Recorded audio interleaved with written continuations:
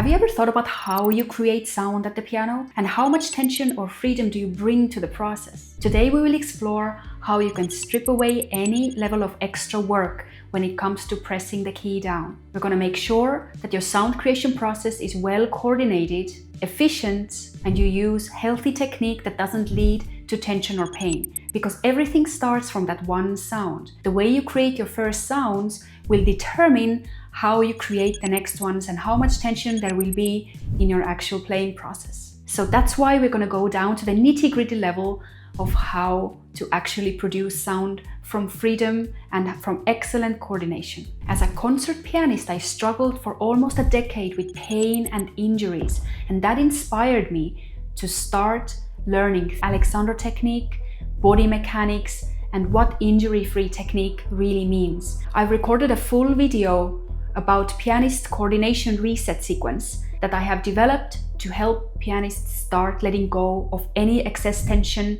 any excess work in their body that doesn't need to be there when they play. So I recommend that you watch that video first, because these exercises that we're going to be doing today are building upon what we did in the previous video. First things first, the way you're coordinated at the piano when it comes to your whole body and also your mindset matters. So take a moment to just release any type of tension that you brought to this practice session, maybe from outside, maybe from internal thoughts, and just allow yourself to settle and get grounded. Make sure that you are on the front part of the piano stool, your legs are free, and you just allow yourself to start quieting down. The whole aim of these exercises is to start playing without tension. So if you don't take this time to let go of any residue tension that is within you, you're not going to achieve the result that we want. So just let yourself settle and let yourself get grounded on your sitting bones and have a feeling of how tall you are, and let that length relax upwards with your head releasing nicely on top of the spine. Scan what muscles here in the neck area and jaw area are overworking and let that tension go. Feel that you have lots and lots of space for your arms so you're not pulled inward. But obviously at the same time you don't want to also pull this way, which means that you're then closing your shoulder blades and you're closing all of the energy backwards, whereas we need it to come into the piano through your back. And then we're going to start exploring the exercises we did away from the piano. We're going to bring them now to the keys to see how it's going to work when we put this good coordination into practice. So the first thing is to practice the floating lifts, which are going to be done first onto the lap. So just lift the arm up to about a 90-degree angle and then let it fall back onto your lap. This is all we need for now. No tension here, no tension anywhere. And then you can take your arm on top of the piano and move it around a little bit. Make sure that the movement comes from your back, that you're feeling nice and tall. At the same time, your sitting bones are grounded and the fingers are leading this movement. You can swipe a little bit like this. It feels like painting the piano. It should feel nice and easy, but don't activate this movement to come from the shoulder. It should be coming from your fingertips.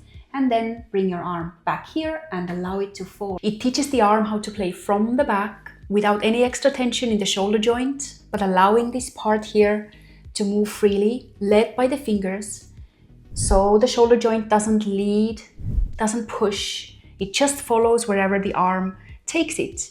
And you have this beautiful flow and the arm doesn't feel relaxed and heavy, which is not what we want. We want it to feel light and almost empty. And then we can take all of that lightness and start creating sound. And I truly believe that pianists don't go back to these basics often enough. I think that we need to revisit this basic movement of how we create sound very often and refine it so that we can bring more and more and more and more freedom into our playing. So let's explore how to get the most out of gravity when we play single sounds or clusters of sounds. So there's a trick to that. And the trick is not to try to use your fingers first. It's to use your fist first. So let's do this movement together where we bring an arm up in a really, really effortless way without any engagement in the upper arm that doesn't need to be there, any engagement in the shoulder that doesn't need to be there. I'm just going to bring the arm up, going to turn in the air and drop onto the keys in a fist. this can feel almost violent because we don't normally allow the gravity to do the work. So if you feel like you're going to break the piano, believe me, you're not going to break the piano. Don't worry. This movement has to be extremely free and easy and resonant, so that we know by the sound that you're not using any muscle engagement. So this shouldn't feel like hammering down the fist onto the keys. It should feel like a complete gravity doing this motion for you. And the trick is to let the arm turn in the air and then drop onto this fist. You should hear if the sound is quite harsh and quite loud, almost ugly, you're doing it right. So if it sounds too musical and too pretty, you're not allowing the gravity to move for you. You're engaging in the movement. So the fist movement is the preliminary movement, and then we'll explore how to actually go into a playing position and start using our fingers in the actual piano technique way. So the first thing is to rest the arm and hand on your lap and basically slide the fingers to a slight curve, nothing too curvy, just a little bit rounded, and then use your other hand to lift up your wrist so that there's a space for about 2 fingers underneath your wrist. And this should feel extremely bouncy. Everything should be very bouncy. The only thing that you want to have strength in is your fingertips. That's where we need the strength, nowhere else. This is the best way to create sound, where you have strong fingertips and a loose, light, empty feeling arm. That's what we are aiming for. So once again, bring this hand to a playing position so that you can find it. And then let's start to do a lift and a drop back onto the playing position on your lap. And then we'll combine these 2 movements. The fist is going to be really helpful in this game because it's going to show you how resonant and free your sound can be. And it's also going to show you whether you restrict the sound once you move onto the playing position, which happens to most pianists because we are used to holding tension in our playing position that doesn't need to be there. So the first movement would be a fist movement. Allow it to be resonant and ugly, like I already said. And then we're going to lift from there back into the free flowing lift, but drop somewhere in front of you. Don't go too far up or down. Let's use the first octave in front of you for now. So the fist and the fingers. The dangers in these positions, and here are some common issues that we have. First of all, not allowing this to be harsh and resonant, and then coming to a much lighter hand position. This is why we need your ears to be open when you do this exercise, so that you can definitely hear that the sound is similar, the energy is similar, the motion feels similar. There's enough gravity in both. Do not try to push the hand into playing position.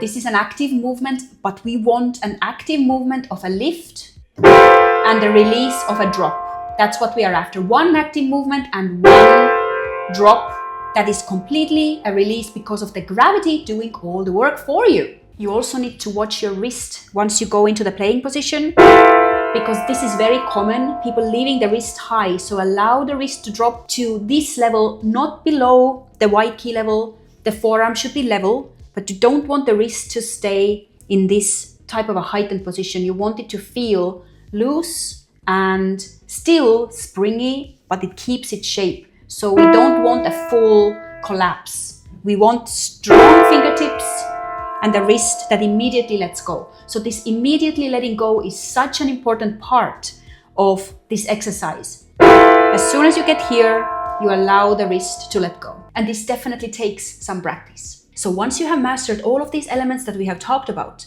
lifting and dropping with freedom, then lifting and moving the arm around above the keys, then lifting and dropping onto the fist and then onto the playing fingers, it's time to explore whether you can keep the hand in the shape of the playing fingers, but only land on your 3rd finger. Not all of the fingers anymore, just the 3rd finger. So this is where the game gets interesting, because we're literally starting to play proper piano.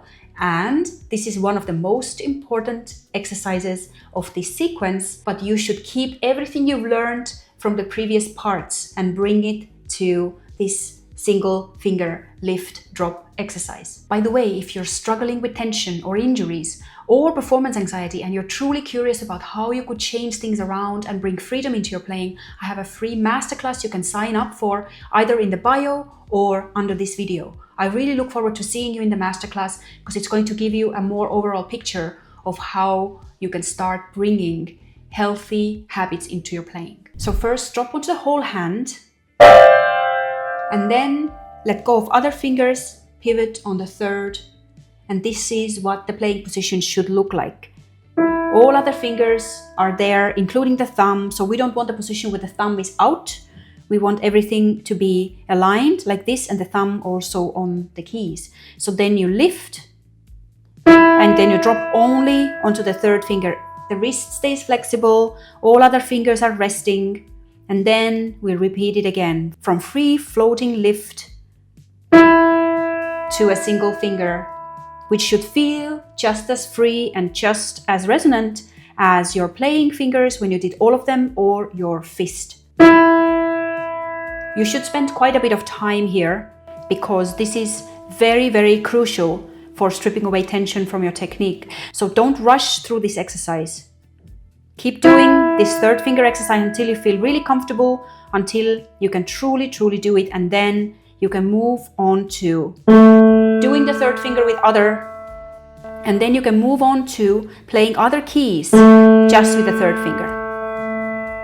And from a floating lift to a gravity drop. Don't rush this exercise, go really slowly. You can test some keys lower down or higher up, so you also learn how to cross hands over without tension. And then you can swap hands.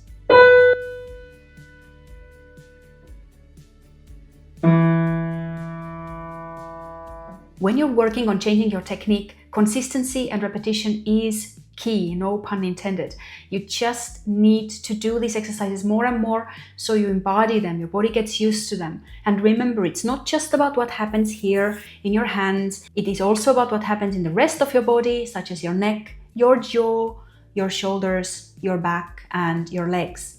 So when you are focusing on these exercises, focus on your whole body, not just your playing parts of your body. So I challenge you to do these exercises on a daily basis, at least for a couple of weeks, until your body gets used to that new way of playing with gravity, with freedom, and then come back to them often enough, at least a couple of times a month. Leave comments below and don't forget to sign up for the masterclass I'm running about healthy coordination and also healthy mindset. So if you have tension, if you have pain, if you have injuries, or you're struggling with performance anxiety, this masterclass is for you. The link is in the bio and also underneath this video in the description. Thank you so much for watching. I'm looking forward to your comments and I'll see you in the next video.